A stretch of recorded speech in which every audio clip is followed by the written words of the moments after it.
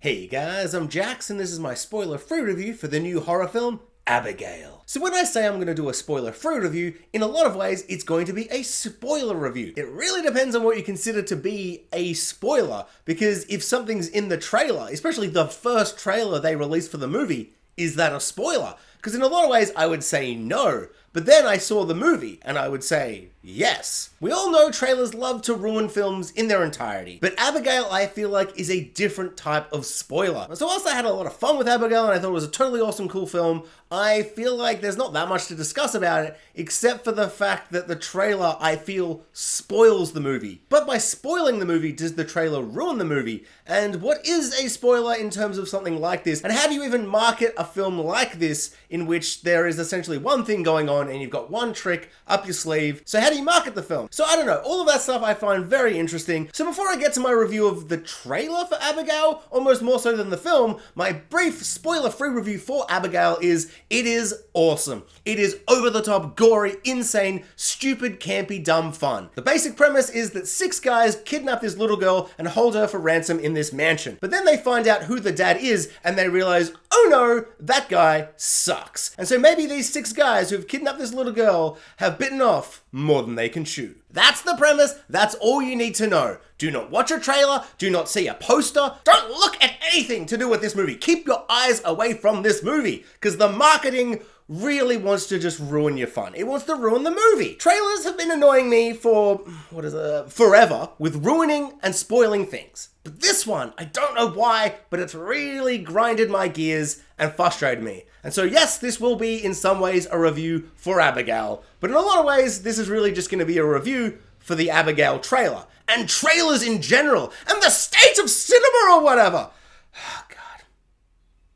This bloody trailer, man, it takes a lot to get me angry. That's not true. If you've ever seen me watch football, you'd know it takes very little to make me angry.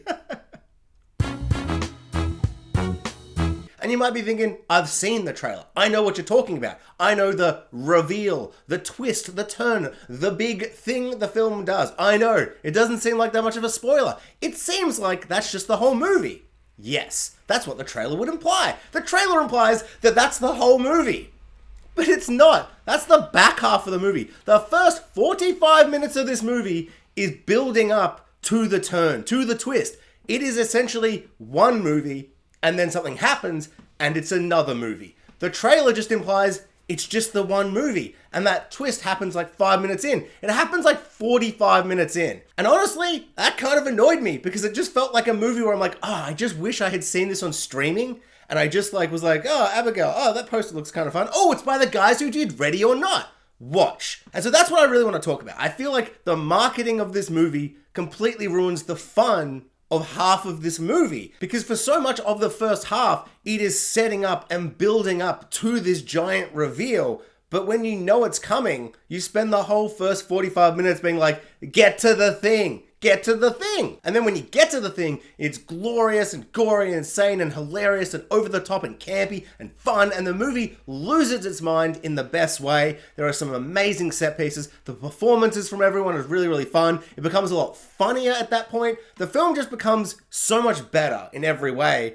But I feel like the first half would be a great film and a great setup if you had no idea what was happening. Like, you just watch it on Netflix, you're like, it's just a movie called Abigail. The guys who made Ready or Not made it, so I'm gonna watch it, and you watch it. And then when the twist happens, you go, oh my God. All these little hints and clues throughout the first hour of the movie all make sense now. And it'll be a fun film to revisit and watch and go, oh, it's so obvious. How didn't I see it? You know, watching it the second time like a Fight Club, where it's suddenly a different new film the second time.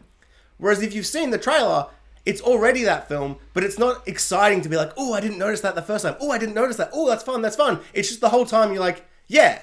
Oh, what's that mean? Well, I know what it means, because you ruined it in the trailer. Also, I should stop step-siding around. Spoilers, big old spoilers, but not really spoilers. Maybe it's spoilers. I don't know. If you've seen the trailer, you know what I'm talking about. The twist is that the little girl that these guys have kidnapped is, twist, spoilers, go away if you don't want to know, she is a vampire. Yeah, she's a vampire. Essentially, this movie is From Dusk Till Dawn. Wait, oh my God, I just said that because that's 2 movies, but also the second half of that is vampires. Yeah, I didn't even realize to write it now. That's awesome. They just made From Dusk Till Dawn. The first hour of the film is like a kidnapping hostage movie, but something's going on. But they keep implying that maybe the dad is just some kind of very intense gangster. But there's something weird going on. And then the back half is like, the little girl's a vampire. She's not a little girl, she's a vampire, and she's gonna kill all of us. And it turns from a movie where she's trapped in a house with 6 people to being, no, they're trapped in the house with her. And it's really fun, and it's really cool, and the back half is an amazing movie. The back half is a 5 out of 5. The first half, I don't know how to rate it. I don't know how to view it, because it just felt like 45 minutes of being like, ooh, what's going on with this movie? And I'm like, I know what's going on with this movie. It's a vampire. She's the vampire. I saw the trailer. She's got teeth. She's the vampire. So there's a moment where she's like, ooh, I'm so sorry. What's going to happen to you, main character lady kidnapper? And she comes out and she's like, oh my God, she implied her dad is crazy. And I'm like, no, she implied she's crazy. And it was just like so frustrating to be so far ahead of the movie.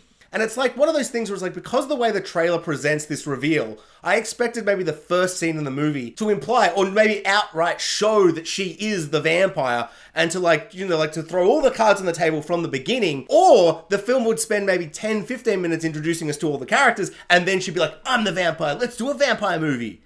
But it's not that. They spend so long introducing us to all these characters. They're just drinking and hanging about this mansion, and she's sitting there being like, something's going on, and they keep seeing things on the walls and paintings, and the house is all weird, and there's like moments where you're like, oh, that's clearly shut because she's a vampire. But if you didn't know, you'd be like, what's going on with this thingy? What's going on with this thingy? What's going on? Whereas in the first 45 minutes, it just spends so long being like, they don't even know what type of movie they're in for.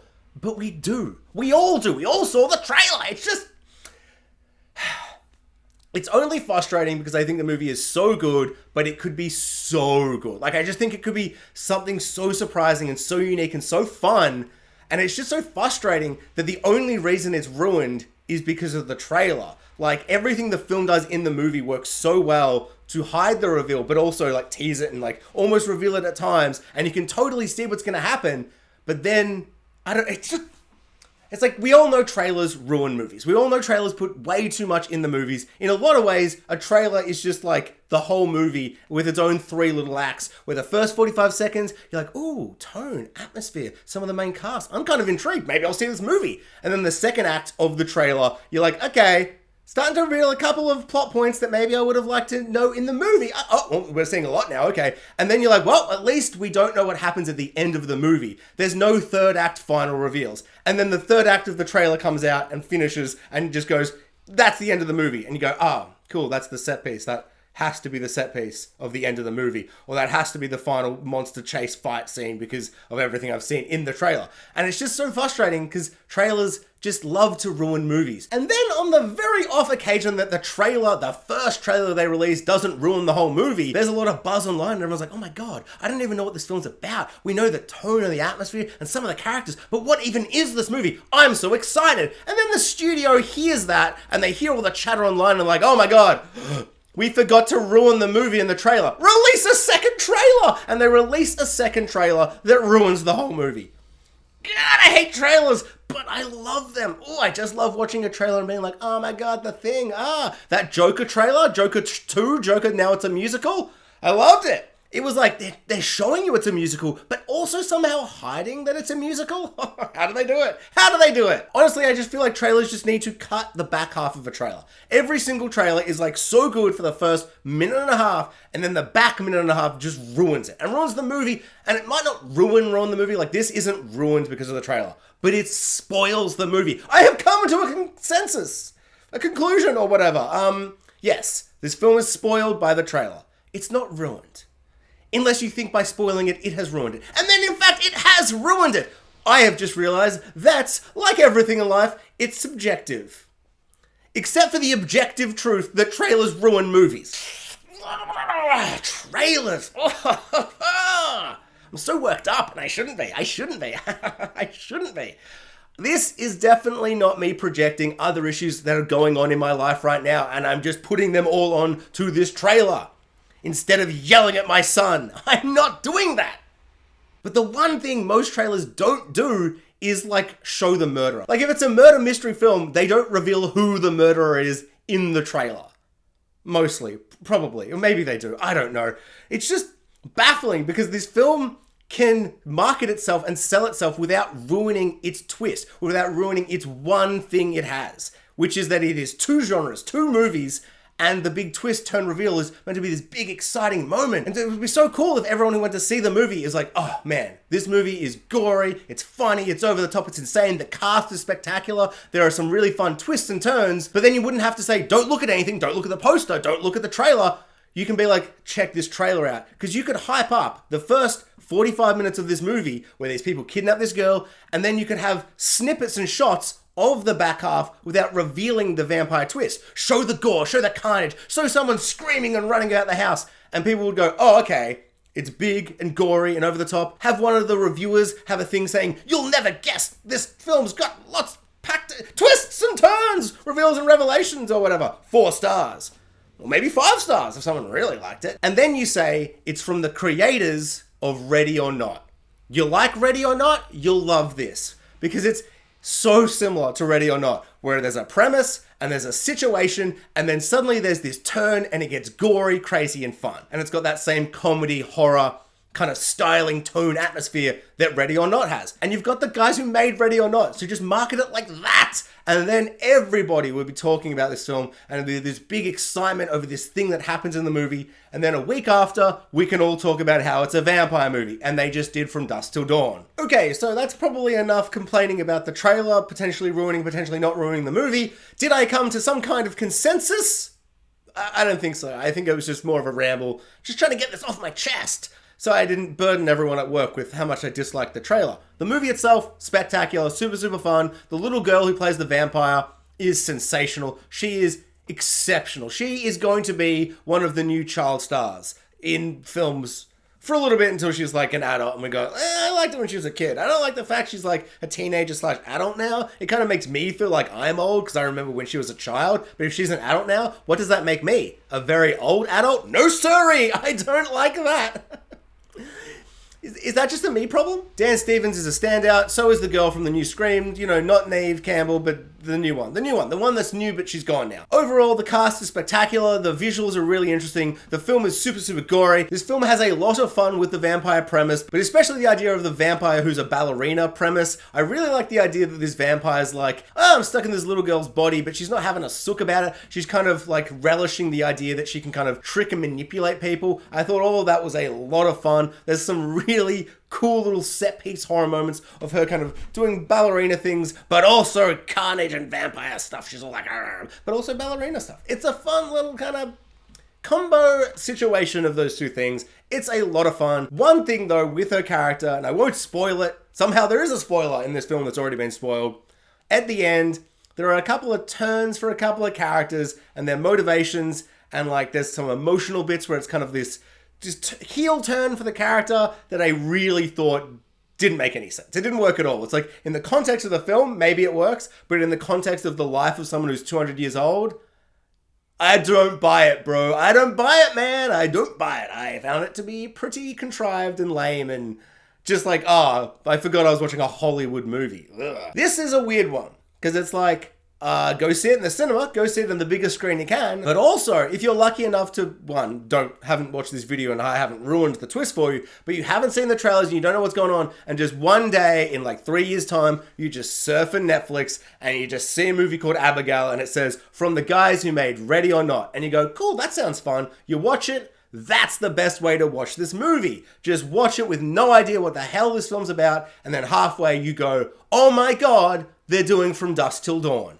That's crazy. Vampires, what? I'm so angry at this trailer. And I shouldn't be, because who cares? Who cares? It's just like, it's like they didn't see the movie. They didn't understand how much of this movie is based off not knowing the twist. And then they just saw a bunch of clips and went, oh, it's a vampire film. Put the vampire everywhere. It's teeth.